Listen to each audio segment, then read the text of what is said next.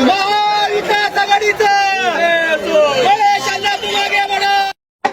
उमेश अण्णांच्या ह्याच्यावरती आता सध्याची आपली मॉलवर आपली काय प्रतिक्रिया आहे? नाही, नक्कीच पूर्ण सोलापुरात महाविकास आघाडीचे उमेदवार हे खूप चांगल्या पद्धतीत प्रचार करतायत.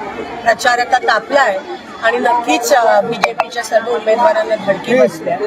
आजकाल आपण बघतो मोदीजी जातात पण त्यांचा काहीच इम्पॅक्ट होत नाहीये आणि नक्कीच आमचे सगळे महाविकास आघाडीचे उमेदवार सोलापूर लोकसभेमध्ये विजयी होतील ह्याबद्दल मनात काही दुमत नाही. निवडणूक आयोगाकडनं वारंवार फक्त महाविकास आघाडीच्या दिग्गज नेत्यांचीच हे बॅगा तपासली जातात. बघायला गेलं तर एकंदरीत हे वनवेज फक्त कारवाई चालू आहे. आपल्याला ते माहितीच आहे, आम्हाला अपेक्षित आहे. ईडी असेल, सीबीआय असेल, पोलीस असेल, सगळ्या गोष्टी त्यांनी ताब्यात घेतल्यात. पण आम्ही हे काय पहिलं इलेक्शन असं सामोरे जात नाही. लोकसभेमध्ये पण त्यांनी खूप प्रयत्न केला. साम दाम दंड ईडी भीती सगळं वापरलं पण सगळं फेल गेलं आणि शेवटी विजय लोकशाहीचा आणि महाविकास आघाडीचा झाला.